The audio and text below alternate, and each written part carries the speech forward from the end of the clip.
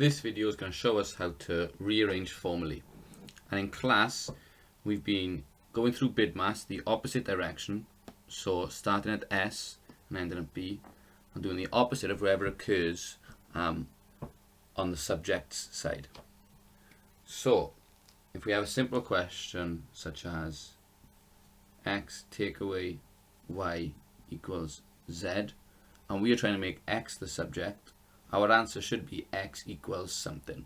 Okay, so we start with the s and we work our way backwards. So we ask ourselves if there are any subtractions occurring on x's side, and there's minus y, and then we just do the opposite, and the opposite of minus y is plus y.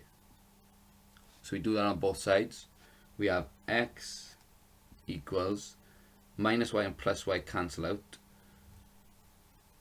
so we have z plus y. We have x equals something, and so therefore we've made x the subject, and the answer is x equals z plus y. So in this question we've taken a step further. We have two functions occurring. So the question is mx plus y equals z, and in every question in this video I'm trying to make x the subject.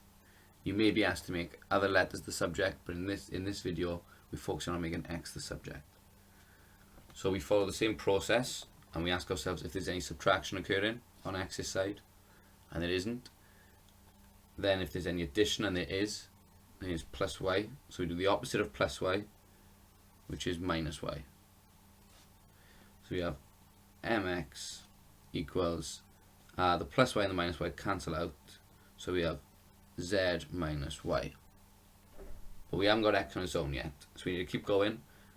And the next step is if there's any multiplication, and it is mx.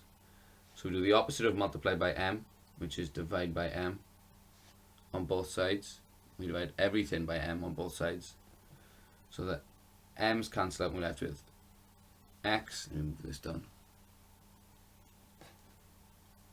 make some space.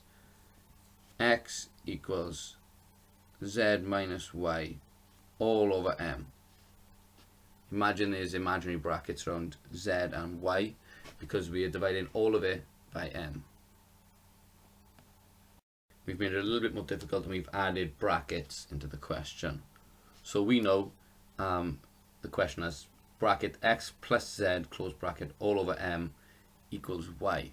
So we know plus z is going to be the final step because it's going to be based under the b of brackets. So that's going to be the final step. So we do everything outside the brackets first, which is divide by m. And the opposite of divide by m is times by m, times by m. And the m's cancel out on this side, so we have x plus z equals ym. And then we go through now that we've opened the bracket up, we can go through the SAM-DIB process, I guess. And there's no subtraction occurring, but there is addition. And the opposite of adding z is subtract z. So we have x, and then the two z's cancel out. So you have x equals ym minus z.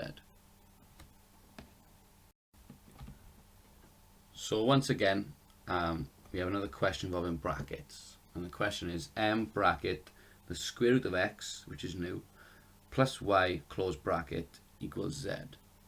So again, everything inside the brackets is going to fall under the b. So that's going to be the last step we take when we're trying to make x the subject. So we start if there's any subtraction outside the bracket on x's side, and there isn't. No addition, but there is multiplication, and we're multiplying by m. The opposite of multiply by m is divide by m. So we divide by m on both sides, and the m's on x's side cancel out, so we have the square root of x plus y equals z over m.